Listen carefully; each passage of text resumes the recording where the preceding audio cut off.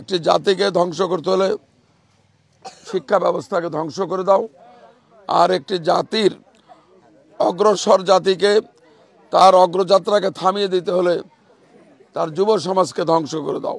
যুব সমাজকে ধ্বংস করার জন্য এই মাদক বিগত স্বৈরাচারী সরকার এবং পার্শ্ববর্তী রাষ্ট্র মিলে আমাদের যুব সমাজের জন্য মাদক ফ্রি করে দিয়েছিল। এই মাদক প্রতিটা থানায় থানায়, ইউনিয়নে আওয়ামী লীগের নেতারা মাদকের ডিলার ছিল। এখন তারা আন্ডারগ্রাউন্ডে চলে গেছে। তাদের সেকেন্ড গ্রেডের লোক, আমাদের কিছু লোকজন আছে এই মাদকের সঙ্গে জড়িত। আমি ওসি সাহেবকে বলেছি, বলমারিতেও বলেছি, মধুখালীতেও বলেছি, যে কোনো লেভেলে আপনারা জিরো টলারেন্স দেখাবেন এই মাদকের ব্যাপারে। এই মাদক মুক্ত সমাজ যদি গড়ে তুলতে পারেন, আপনাদের সুনাম হবে, এই দেশ এবং জাতি বেঁচে যাবে।